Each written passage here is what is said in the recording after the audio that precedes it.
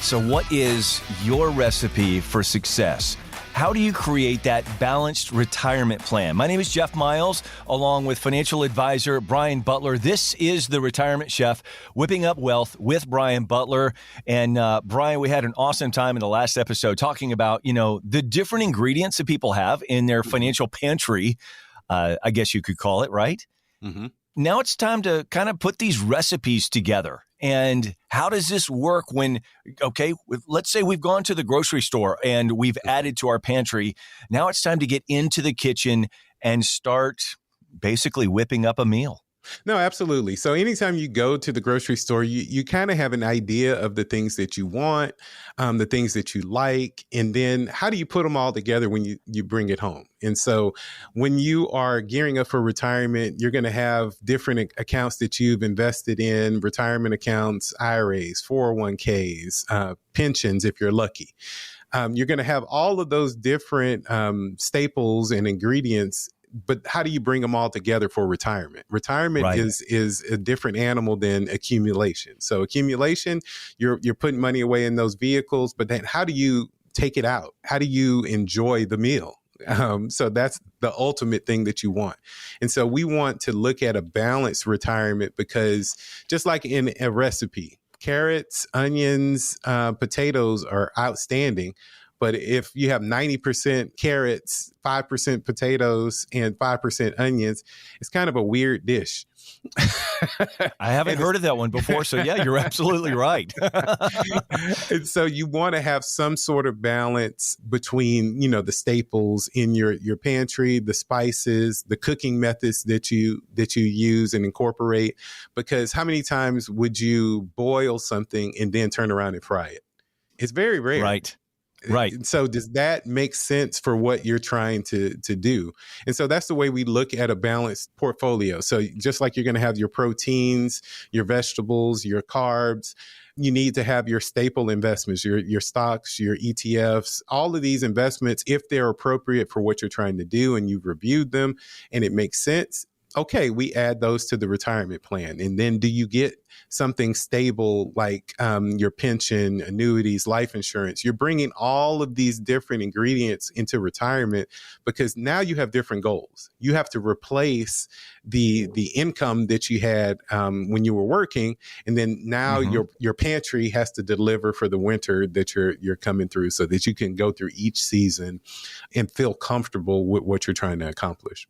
Would you say that in that preparation for filling up the pantry with all the things that you need, the things that you want, it's much like going to the grocery store. I'm sure that when people are looking at their retirement portfolios or investment portfolios, it's kind of like, they tell you when you go into the grocery store, if you want to stay really healthy, they tell you to stay on the outside, right? They tell you to stay close to the wall. And they say that, if you want to really add to it and put all the flavor in, that's where you start moving towards the middle. And eventually most of the junk food's right there in the aisles where we're in the middle of the store. I got to think that the retirement portfolio and planning for, what you're going to do with your finances in the future kind of operates the same way. No, absolutely. Because on the outside, you're going to have your staples. So the things that are better for you usually are out there and the things you have to pay a lot of attention to. So if you don't pay attention to them, they may spoil. And so when we look at your retirement, we're looking around the outside. We're looking at your staples, your investments, your retirement accounts and whatnot. And then the planning piece is where everything comes in. So have you ever gone to the grocery store hungry? It's the worst time to go. Yeah. You usually end up making a lot of bad decisions. So you end up in the middle. Yeah, absolutely. And so it's the same thing with your retirement. So you want to meal prep. You want to have an idea of what you want and the ingredients that are going to be in there. And then you go to the grocery store with the plan. The same thing is with retirement. The earlier you can start planning for retirement, you're prepping that meal of retirement, the more time you have to make adjustments, tweak things, and find out, do I really want this? Do I like having broccoli every meal, or do you want a little bit of variety with your retirement? And so how do we bring those investments together? What's the right blend and what's the right season? So anytime you're going to the grocery store, some things are in season, some things are out of season. It's usually better to buy things when they're in season. And so you can look at your portfolios like that. So there are different sectors that are doing well for a different period of time. And you want to rotate to the ones that are, doing well, and rotate away from the ones that aren't right for you right at this particular moment. Doesn't mean anything's wrong with them. It's just, how do we plan for and make adjustments? So that's where the retirement prep is just like meal prep. You want to plan for it early and review some different scenarios if things fall out of favor or they don't look as good for you during that particular time. So meal prep and retirement prep. I'm going to ask you about maybe some specifics when it comes to people's retirement and how that would apply to their pantry, let's say.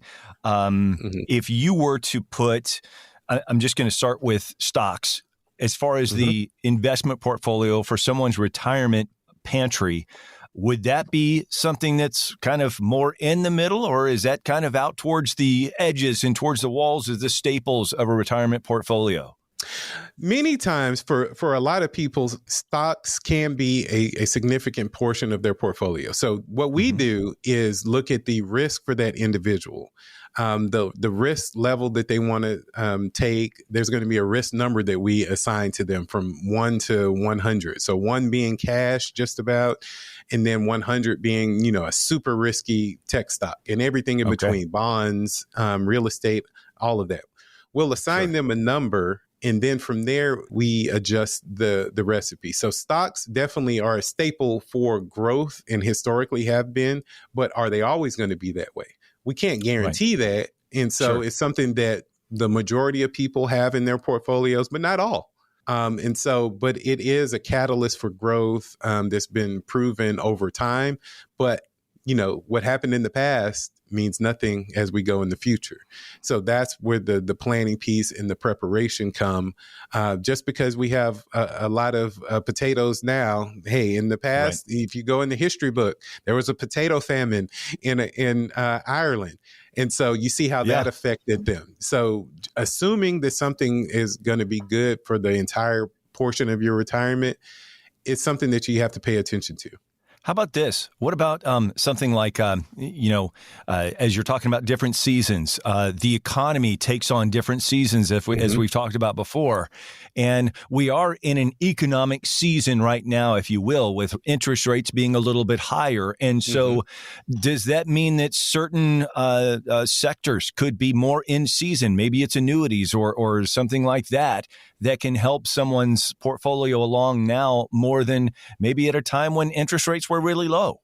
Absolutely. So anytime interest rates are rising, it's really good for savers a lot of times. Your rate at the bank tends to go up. There could be additional bonds that come out, annuities, insurance. When interest rates are up, it's good for savers, not as good for borrowers. So when people are looking to have mortgages, we're seeing that right now. Interest rates are higher. People aren't able to afford as much house. So it's a seesaw. So the different seasons, as far as interest rates, affect everything. They affect stocks in a positive or negative way, depending on the sector that they're in. So you'll have things like utilities may be highly affected in a negative way because of interest rates, whereas tech may be affected in a positive way and vice versa. So depending on the interest rate environment in that particular season, there is something that you have to pay attention to. Then the political season. We know we have an election that's coming up. So the political season is a huge thing that you have to pay attention to for your retirement. I would say for your retirement and your staples in the grocery store too, because look at the inflation levels that we have. Correct. That's a lot of people are saying, listen, going to the grocery store is one of the biggest places I'm getting hit right now when it comes to inflation. So because I'm sure spending strategy has a lot to do with, how you go about meal prepping. You know what I mean? No, absolutely. Absolutely. So what about Social Security? Where does that fit in this meal prep that we're talking about? And Social Security is one of those staples that most Americans have access to. And you want to determine, based on your lifestyle, based on your retirement income plan, what's the best strategy? Is it to take it early? Is it to take it at full retirement age, or is it to delay?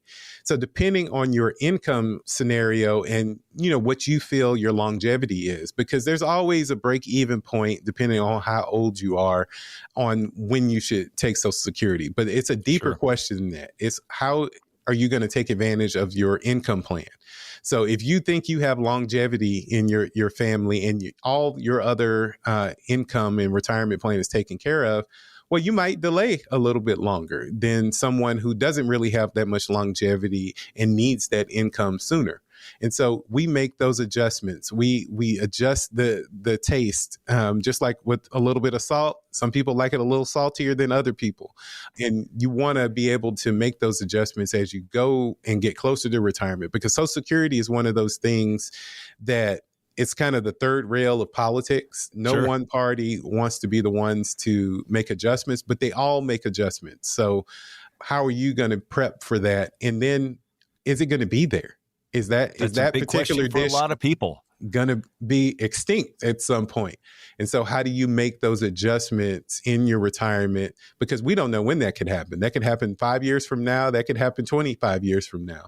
And so being prepped for it, I think is one of the most important things that you could do. And you start that with a retirement plan, start that with a conversation and a second opinion. A lot of times, many people have advisors that, they've had forever, but they didn't really deep dive with them in the planning piece. And so you can go to other restaurants and test them out. And so that's what we would want you to do, is test this out, see if we can bring something else to the table. And you never know what that recipe looks like. Hey, listen, if you are looking for someone to have that other conversation, if you want to go try a new restaurant, maybe you've been sitting at Chili's every week for the last who knows how long, get in touch with Brian Butler and the team there at Wealth Standard Financial. The website is wealthstandardfinancial.com. That, again, is wealthstandardfinancial.com. Brian, as you know, I always like to throw you that one final question, and it's usually a curveball. Are you ready for this one? I'm ready. I would say that as we're looking at all of these things, a balanced diet is a big part of this. You talk about the meal prep and then adjusting for taste. I would say, and you kind of guide me in the right direction here, that you could almost look at taxes as being the calories of your diet. And I know that for a lot of people, you got to have the correct ratios of your balanced diet and balancing that portfolio to make sure that your calorie intake is not too high.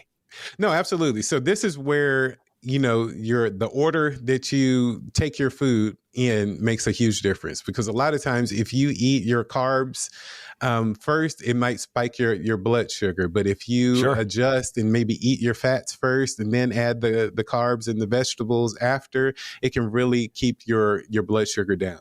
What that is, it equates to the distribution accounts that you're going to take from. So you may delay things like your Roth accounts and some of your tax-free options to take some of your tax-deferred options, or vice versa, depending on what you're looking for. So we want to be able to have a withdrawal strategy in your retirement to reduce those taxes as much as possible, because if we can have you on a low-calorie diet, it usually will extend the lifespan of your retirement account and your lifespan. So exactly. From a caloric standpoint, it'll usually a low calorie diet helps. And then from a retirement standpoint, the lower we can keep those taxes, AKA those calories, the longer your portfolio has the potential to last for you. I love that, man. Great stuff. Again, financial advisor Brian Butler and Wealth Standard Financial. Maybe you're in that situation right now and you've been working with someone. You've been going to the same restaurant, like you said, for a long time, and you're just maybe wanting to try something new. Maybe you talk to your husband or your wife, and you're like, there's that restaurant that I've heard a lot about. Maybe we should go check it out. Then I encourage you to go to the website at wealthstandardfinancial.com. Again, wealthstandardfinancial.com. And again, if you like what you're hearing, make sure that you like this episode. Make sure that you sign up for all of the notifications whenever we put out new episodes for the podcast, so that you can find out, is your pantry set up for success? Your pantry for your retirement, is that set up for success?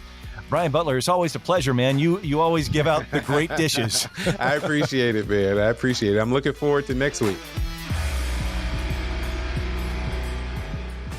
The opinions voiced in The Retirement Chef, Whipping Up Wealth with Brian Butler, are for general information only and are not intended to provide specific advice or recommendations for any individual. Past performance is no guarantee of future results. All indices are unmanaged and may not be invested into directly. Investing involves risk, including possible loss of principal. No strategy assures success or protects against loss. To determine what may be appropriate for you, consult with your attorney, accountant, financial, or tax advisor prior to investing. Guests on The Retirement Chef, Whipping Up Wealth are not affiliated with CWM LLC. Investment advisory services offered through CWM LLC, an SEC registered investment advisor.